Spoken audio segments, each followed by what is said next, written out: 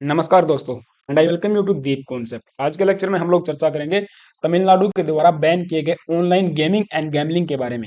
लेकिन उससे पहले मैं आपको एक छोटी सी कहानी सुनाता हूँ। इतिहास की एक कहानी है। आई एम श्योर कि आपने कभी ना कभी राजा नल का नाम अवश्य सुना होगा। राजा वीरसेन के पुत्र हुआ करते थे राजा नल। इनकी पत्नी का नाम था दमयंती। दमयंती, राइट।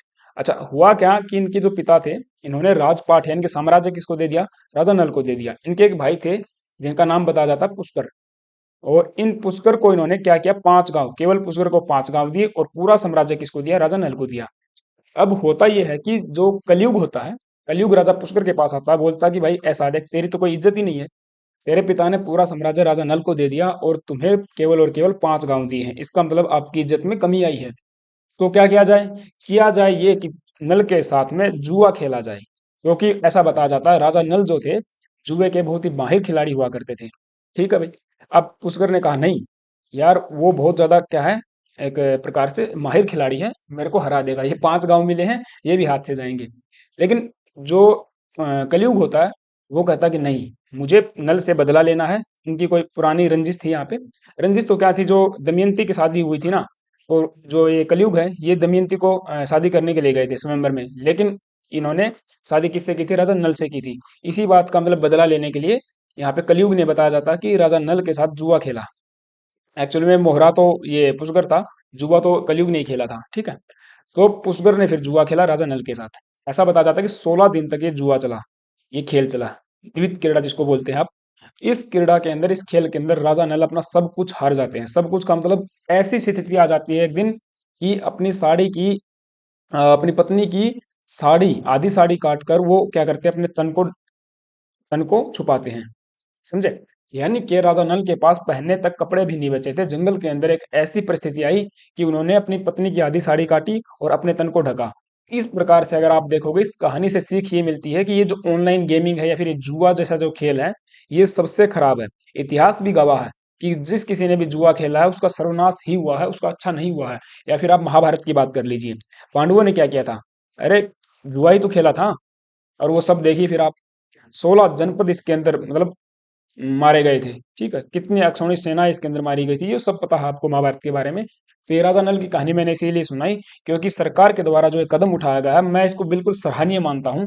और देखिए, सेंटर को भी इस प्रकार का कोई ना कोई कानून अवश्य लेके आना चाहिए। हालांकि गाइडलाइंस के अंदर अभी फिलहाल रिसेंटली चेंज किया गया है कि सरकार के द्वारा जो आईटी मिनिस्ट्री है, आईटी की जो हमारी गाइडलाइंस है, उनमें चेंज किया गया है कि इस प्रकार से जो ऑनलाइन गेमिंग है, गेमलिंग है, उसके ऊपर एक प्रकार से शिकंजा कसने की बात कही गई है।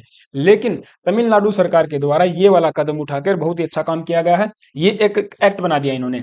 हुआ ये था कि सबसे पहले तो तमिलनाडु की गवर्नमेंट ने यहाँ पे ऑर्डिनेंस पास किया था।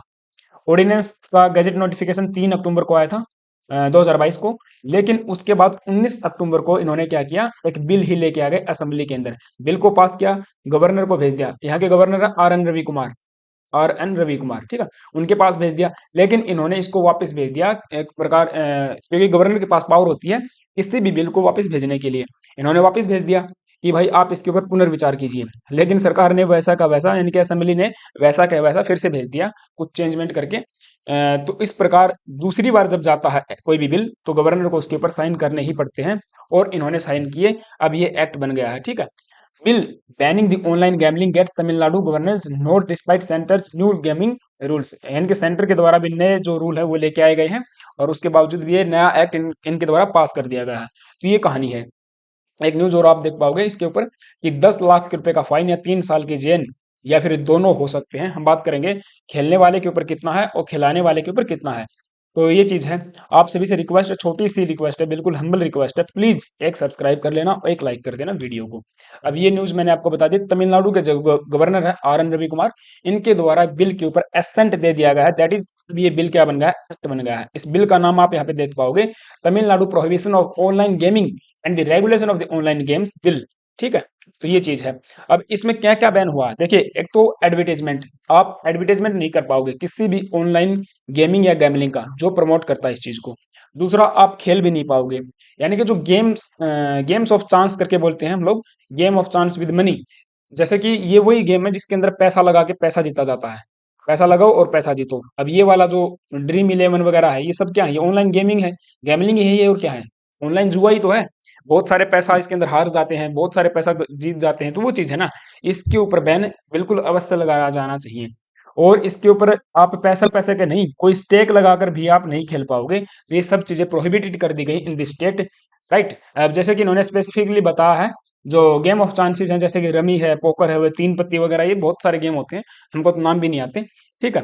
एक्चुअली में मैं आप सभी से भी रिक्वेस्ट करूंगा यार, प्लीज ये ऑनलाइन गेम वगैरह मत खेलिए, है ना, पढ़ाई कीजिए अपनी, और अच्छे से मेहनत कीजिए, एक प्रकार से जो एजुकेशन हमको लेनी चाहिए वो चीज लेनी चाहिए। आईएएस वाईएएस बनो यार, ये क्या है, ऑनलाइन गेम खेल रहे हो, पैसा हार रहे हो, पैसा जीत रहे हो, ये गलत है। अपने आस पास में भी आपने देखना, कोई छोटा भाई बहन है अगर इस प्रकार की लत है उसको, तो ये एक प्रकार से बुरी लत है भाई। आप देखना, ऑनलाइन गेमिंग की इतनी ज्यादा बुरी लत होती है कि आप डिप्रेशन में भी चले जाते हो, सब कुछ, अगर पैसा हार रहे हो तो बिल्कुल जिंदगी बर्बाद है एक प्रकार से। तो इसलिए मना करना है उनको भी, और एक प्रकार से समझाना है, ठीक है। तो ये सेंटर के द्वारा, यानी कि तमिलनाडु की गवर्नमेंट के द्वारा बड़ा ही अच्छा इसके ऊपर कदम लिया गया है। अब इसमें जो गेम खेलते हुआ पाया गया उसके ऊपर 5,000 रुपए का जुर्माना, या फिर 3 महीने की जेल, या फिर दोनों हो सकते हैं, ठीक है, बोथ, या फिर बोथ हो सकते हैं। ये इस प्रकार से प्रावधान यहाँ पे किया गया है। लेकिन जो खिलाएगा गेम, जैसे कि कसिनो वगैरह होते हैं जहां पर ये गेम वगैरह खेले जाते हैं, या फिर ऑनलाइन भी जो इसको प्रमोट करता है, उसके ऊपर यहाँ पे बताया गया है कि 3 साल की यहाँ पे जेल होने वाली है, या फिर 10 लाख रुपए का जुर्माना, या फिर दोनों हो सकते हैं, ठीक है। वो देखा जाएगा कि किस प्रकार से इस चीज को हैंडल किया जाए, ठीक है, राइट। तो ये चीज है, मनी के साथ भी या फिर किसी भी स्टेक के साथ आप नहीं खेल पाओगे। ये सब चीजें पुनिशमेंट के दायरे में कर दी गई सरकार के द्वारा, ठीक है।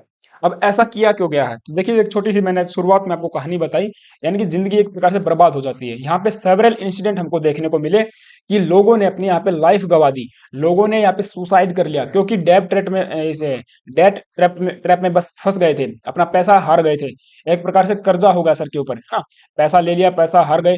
अब इस प्रकार से अगर आप ये चीजों के अंदर जाओगे, तो एक ही रास्ता बचता है फिर वो, तो ये चीज है, तो वो गलत है। यहाँ पे लोगों ने अपने जीवन को खोया है, तो उस चीज को देखते हुए सरकार ने यहाँ पे ये वाला कदम उठा है। तो मैंने बताया, पहले लास्ट ईयर में ऑर्डिनेंस सरकार लेके आई थी, ऑर्डिनेंस को यहाँ पे पास कर दिया था, गवर्नर के साइन भी हो गए थे, 1 अक्टूबर 2022 की बात है, ठीक है। यहाँ पे सरकार ने इसको पास कर दिया था, ordinance prohibiting online gaming, wager based online games of chance of rummy and poker, ये इस प्रकार का ऑर्डिनेंस था। लेकिन बाद में 19 अक्टूबर को सरकार यहाँ पे बिल ही लेके आ गई, ऑर्डिनेंस को रिप्लेस करने के लिए असेंबली के अंदर यहाँ पे बिल लेके आई, और इस बिल को फिर मैंने बताया ना, 131 दिन के बाद सर इसने गवर्नर ने वापस भेज दिया, 131 डेज अपने पास रखा, फिर वापस भेज दिया, 6 मार्च को वापस भेज दिया। और इन्होंने बताया लैक ऑफ लेजिस्लेटिव कॉम्पिटेंस ये वाला जो रीजन देके इन्होंने वापस भेज दिया। लेकिन सरकार ने भी क्या किया, सरकार ने वापस इसको रिवाइज किया और फिर से गवर्नर के पास भेज दिया। अब गवर्नर को इस बार साइन करने ही थे, असेंट दे दिया, और इमीडिएट इफेक्ट से ये वाला बिल जो है कानून बन के लागू हो गया है देश के अंदर, ठीक है। तो ये वाला मामला था, तो ये वाला लेक्चर था। आई होप कि आपको चीजें समझ में आई होंगी, और ये मैंने जो आपको बात बताई है, ये आपने सेपरेट करनी है, यानी कि एक प्रकार से हमको जानकारी फैलानी है लोगों के बीच में कि ये नहीं खेलना चाहिए ऑनलाइन गेमिंग, ठीक है। अगर कोई आपके आसपास में ऐसा कर रहा है, प्लीज उसको रोकिए। तो thank you guys, have a nice day, stay tuned and stay with us. Channel पे अगर नए आए हो तो सब्सक्राइब कर लेना, वीडियो अगर अच्छी लगी तो लाइक कर देना।